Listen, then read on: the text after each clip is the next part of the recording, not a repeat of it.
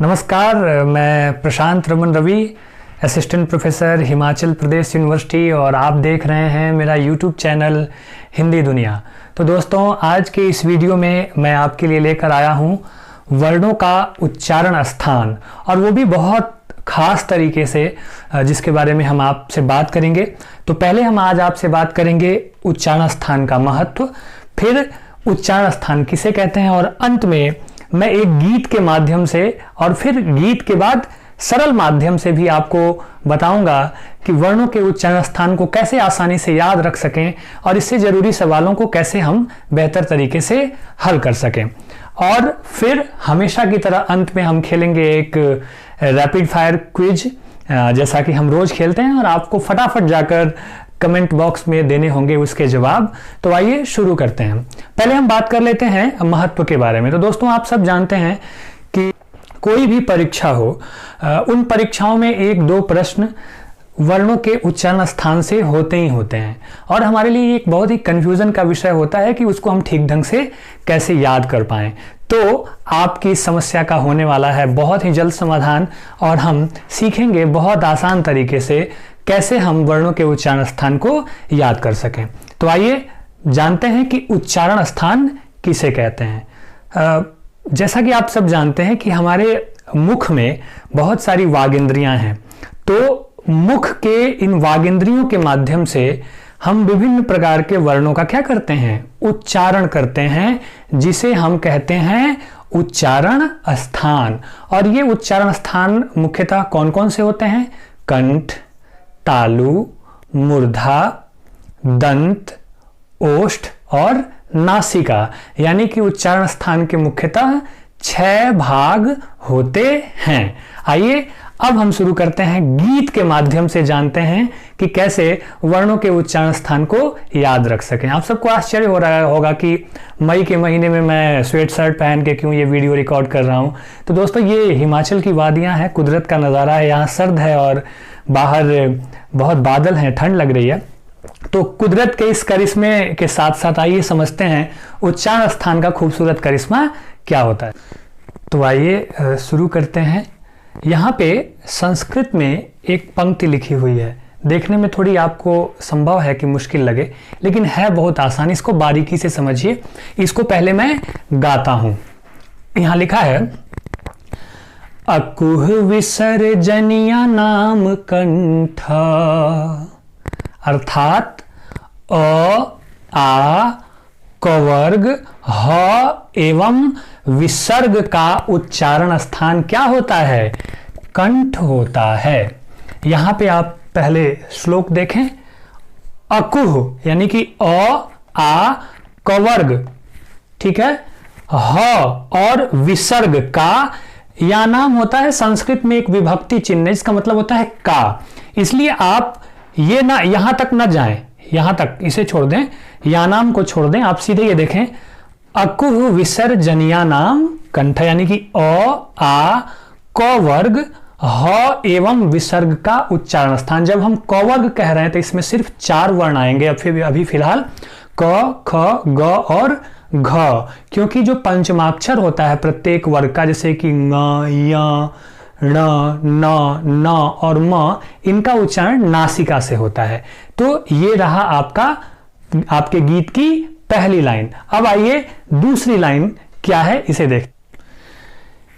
ईचु यशानाम तालुः, अर्थात ई, च वर्ग, य एवं श, तालव्य का उच्चारण स्थान तालु होता है। इन्हें हम तालव्य वर्ण भी कहते हैं। एक बार मैं पूरा गीत भी एक साथ गाऊंगा ताकि लय आपको पता चले और उसको याद करना आसान हो सके। तो देखिएगा उसे भी। आगे देखते हैं। ऋतु रसाणाम मूर्धा, अर्थात री, ट वर्ग, र एवं श, अर्थात मूर्धन्य श का उच्चारण स्थान होता है मूर्धा, और इन्हें हम मूर्धन्य वर्ण भी कहते हैं। लृतुलसानां दंता, अर्थात लृ ल त वर्ग में क्या त थ द ध, जब भी हम वर्ग की बात कर रहे हैं तो अंतिम वर्ण को छोड़ देना है। एवं दंत स, इनका उच्चारण होता है दांत से और इन्हें हम कहते हैं दंत्य वर्ण। उपुप धमानिया नामोष्ठौ, अर्थात उ प वर्ग यानी कि प फ ब और भ का उच्चारण स्थान क्या होता है, ओष्ठ होता है और इन्हें हम ओष्ठ्य वर्ण भी कहते हैं। एदैतो कंठ तालुः, कंठ एवं तालु अर्थात ए ऐ का उच्चारण स्थान कंठ और तालु होता है और इसे हम कंठ तालव्य वर्ण भी कहते हैं। प्रिय विद्यार्थियों, अगर ये उच्चारण स्थान आपको याद हो तो अगर आपसे पूछा जाए कंठ तालव्य वर्ण किसे कहते हैं, कंठ वर्ण कौन है, मूर्धन्य वर्ण कौन है, तो आप बहुत आसानी से इसका उत्तर दे पाएंगे। इसलिए ये वाला जो हिस्सा है वो बहुत महत्वपूर्ण है। ओदौतुः कंठोष्ठम, अर्थात ओ और औ का उच्चारण स्थान है कंठोष्ठ, इन्हें हम कंठोष्ठ वर्ण भी कहते हैं। ये दोनों ओ और औ कंठ और ओठ दोनों के मिलने से उच्चारित होते हैं। वकारस्य दंतोष्ठम, अर्थात व का उच्चारण स्थान है दांत और ओष्ठ। यह प्रश्न बार बार परीक्षा में पूछा जाता है। व को हम दंतोष्ठ वर्ण भी कहते हैं। यंगणनानां नासिका च, अर्थात जो सभी पंचमाक्षर हैं, क वर्ग का क्या है ङ, च वर्ग का य, ट वर्ग का ण, त वर्ग का न और प वर्ग का म, ये जो पांचों पंचमाक्षर हैं इनका उच्चारण किया जाता है नाक से। सभी पंचमाक्षर नासिका से उच्चारित होते हैं और अनुस्वार का उच्चारण भी नासिका के द्वारा ही किया जाता है। तो ये है उच्चारण स्थान और इस तरह से हम पूरे संपूर्ण वर्णों के उच्चारण स्थान को बहुत आसानी से याद कर सकते हैं। तो अभी तो आपने टुकड़े टुकड़े में देखा, लेकिन अब मैं आपको बताता हूं 10 पंक्तियों का यह गीत है। इस गीत को कैसे याद करें और इस गीत को हम एक बार याद कर लेंगे तो जीवन भर हम कभी भी वर्णों के उच्चारण स्थान को भूल नहीं पाएंगे। मैं आपको यह गीत सुनाऊं और याद करने का तरीका बताऊं, उससे पहले मैं आपको बता दूं कि जब मैं 5वीं कक्षा में था तो हमारे संस्कृत के आचार्य जी हुआ करते थे, श्री रमाशंकर शुक्ल जी।